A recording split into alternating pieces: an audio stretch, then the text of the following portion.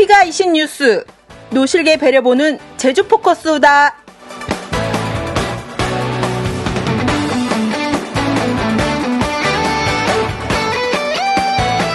에코 제주 시간인데요. 오늘은 특별한 손님 모셨습니다. 2000년 꿈이 도시 꾸리찌바라는 책을 통해서 이 꾸리찌바라는 지명, 그리고 BRT라고 하는 혁신적 교통 시스템을 국내에 처음 소개한 분이죠. 이뿐만 아니라 한국 사회의 지역화폐, 내셔널 트러스트와 같은 대안운동을 도입하는데 이바지하기도 했습니다.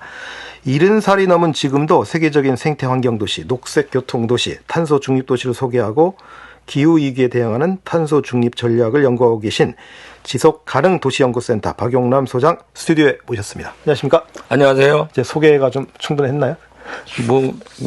좀 장황했던 것 같습니다. 제주에 오신 이유가 보니까 어제 제주도 공무원들 대상으로 BRT에 대한 교육을 하러 오신 것 같던데 어떻게 수업은 잘 진행됐습니까? 예, 수업이라기보다는 그냥 특강 비슷하게 했는데 탄소 중립과 대중교통 혁신이라는 제목으로 특강을 하고 이제 전 세계 BRT 동향도 소개 좀 해주고 BRT가 가지고 있는 기본적인 특성이나 기능 같은 것들을 공직자들이 좀 이해가 좀 미흡한 데들이 좀 있는 것 같아서 그런 걸 중심으로 좀 어제 얘기를 좀 해주고 왔습니다. 반응은 어떻던가요, 공무원들 반응이? 처음 듣는 얘기들이 많았을 테니까요. 반응이 나쁘지는 않았을 겁니다. 근데 그 평을 제가 할 수 있는 건 아니니까요. 어쨌든 정책을 집행하는 건 공무원들이기 때문에 공무원들이 먼저 어쨌든 의식을 깨면 큰 변화가 있을 거라고 우리가 기대는 할 수 있을 것 같은데, 그러면 현실을 좀 하나하나 짚어보죠. 제주에서 2017년 원희룡 도지사 시절에 간선급행버스 체계 BRT를 도입했습니다. 이 국내외 사례에 비교했을 때 어느 정도 수준이라고, 제주의 현재 수준 어떻게 평가하십니까? 이 BRT라는 게 어렵게 설명하지 않아도요. 이제 버스를 지하철 운행하는 것처럼 운영한다고 그래서 땅 위의 지하철이라고 불리는 거거든요. 이제 그런 땅 위의 지하철처럼 운영하려면 국제사회에서 어떻게 운영하는 게 좋다는 게 소위 이제 이 BRT 스탠다드라고 그래서 이제 BRT 표준이 있어요. 평가 기준이 있다는 말씀이군요. 평가 기준이 있는데 그 평가 기준에서 이렇게 보면 이제 제주의 시스템은 BRT를 흉내낸 이제 베이직 BRT라고 그래서 기본형 BRT 수준 정도 된다 그렇게 생각을 해요. 그리고 아주 우수한 시스템이냐 아니냐 얘기하기가 참 어려운 그런 시스템입니다. 부끄러울 정도. 이게 우리가 BRT를 이해가 좀 모자라서 이제 그렇게 만들어진 거 아닌가 싶은데요. 이게 이제 2004년도에 이제 서울에서 BRT 시스템도 도입했는데 BRT도 서울도 사실은 기본형 BRT 시스템이거든요. 그러니까 이제 BRT가 가지고 있는 주요한 기능이나 특성 같은 것들이 이제 잘 반영돼 있지 않아서 그게 좀 아쉽다면 아쉬운 것 같아요. 그럼 그렇게 비판적으로 보는 그 이유가 있을 것 같아요. 왜 이렇게 기본형 수준밖에 안 된다라고 평가하는 그 가장 중요한 어떤 근거는 뭘까요? 그거는 이제 가장 제가 아까 말씀드린 것처럼 이제 땅 위의 지하철이라고 얘기하면 지하철 운영하는 것처럼 하려고 그러면 승객들이 이제 플랫폼에 미리 요금을 내고 들어가서 기다립니다. 그러니까 사전에 우리 지하철역 들어가듯이 그렇죠. 사전에 교통요금을 긁고 들어가라는 얘기죠. 이제 요금을 이제 개찰구를 통해서 요금을 선집을 하도록 그렇게 만들어 놓고 들어가서 거기서 기다렸다가 플랫폼에서 기다렸다가 이제 버스가 들어오게 되면 실시간으로 승하차를 하는데 지하철을 보시면 문이 여러 개잖아요. 그렇죠.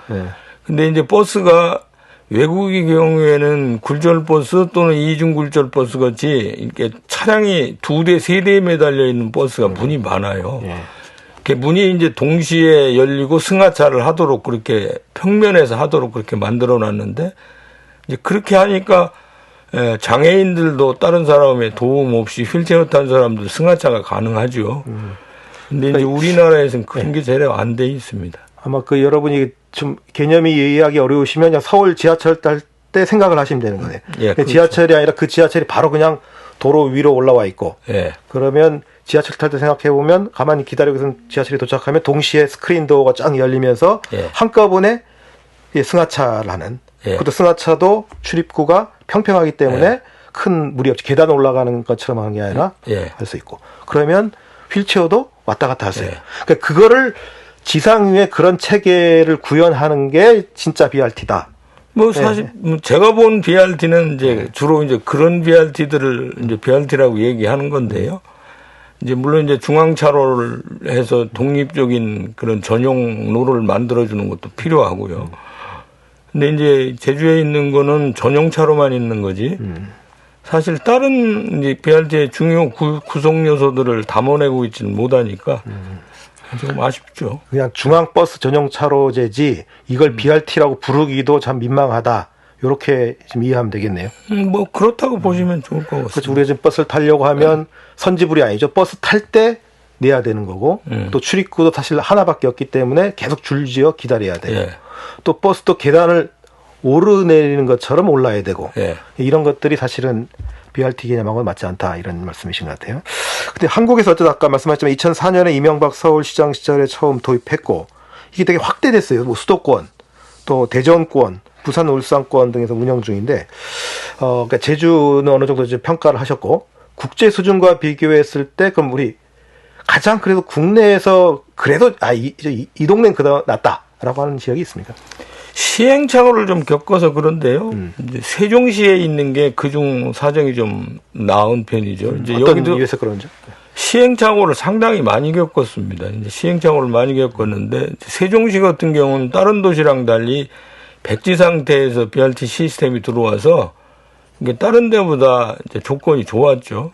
백지 시스템이란 건 어떤 의미를 말씀하십니까? 그러니까 이제 제주 같은 데는 기존 도심에다가 도심 안에를 바꿔서 지금 그걸 이제 그렇죠. 도로를 만들고 뭐 이런 걸 하는 건데 세종은 그렇게 된 게 아니라 도시를 만들 때 들어왔으니까. 계획 도시였으니까 처음부터 새로. 그러니까 이제 신도시 같으면 그런 게 들어오기가 상당히 이제 유리한 조건들을 가지고 있죠. 근데 세종은 그러니까 이제 이게 버스에 이제 독립 전용로를 만들어주고 버스가 이제 전용로를 주행을 하면 또 대개 보면 교차로에서 이제 정차를 하게 되면 사실 버스가 경쟁력을 가질 수가 없어요. 그래서 버스 우선 신호를 넣어주거나 그 다음에 이제 이 버스가 독립적으로 운영하도록 하려면 이제 뭐 이 지하 차로가 있거나 고가도로가 있거나 이런 게 이제 설계할 때 이제 그런 것들이 반영되는 경우가 많은데 국내는 유일하게 이제 그런 그렇죠. 시스템들이 세종에 만들어져 있죠. 그래서 세종이 다른 데보다는 좀 좋은 시스템입니다. 아까 지하철이 말 그대로 하나의 궤도를 독점해서 운영하는 것처럼 버스도 그렇게 독점적으로 운영할 수 있는 시스템을 마련해야 된다. 예를 들어서 교차로에서 신호를 기다리지 않고 바로 갈 수 있게 한다든가 아니면 지하로 간다거나 고가도로 갈 수 있게끔 해서 거의 신호에 영향받지 않고 계속 운영할 수 있는 이런 시스템이 대전에 그나마 낫다. 세종이요. 세종이 그나마 낫다 말씀이네. 근데 세종 시민들 얘기 들어보니까 그 어디죠? 그 역에서 KTX 역에서 들어오는 그 BRT는 그나마 괜찮은데 시내 내에 돌아다니는 건 되게 불편하다고 그러시더라고요. 그거는 시내 안에까지 BRT가 적용이 잘 안 된 건가요?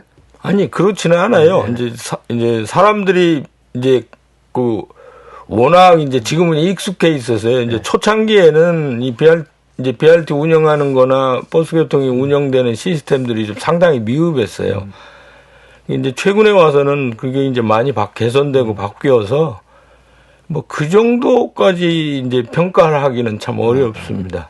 근데 이제 세종이 도시명 BRT도 있고 광역 BRT라고 인접 시군에서 들어오는 BRT가 있기 때문에 그게 이제 같이 도시 안에 들어와서 지금 노선이 7개나 됩니다.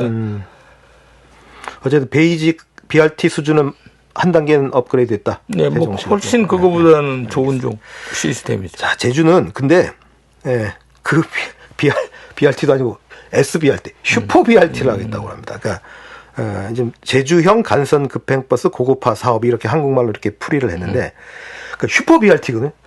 BRT를 한 몇 단계 지금 뛰어넘겠다는 얘기인데 어쨌든 원희룡 도지사 시절에 마치 만들어진 체계는 아직 베이직 기본 수준밖에 안 된다고 하면 지금 오영훈 도정은 그걸 이제 슈퍼 BRT를 하겠다고 하는데 그래서 국내 최초로 섬식 정류장 양문형 버스를 도입했거든요. 지금 한참 공사가 좀 시작이고 일단 삼식정류장 모습을 드러냈습니다. 현장 가보셨습니까?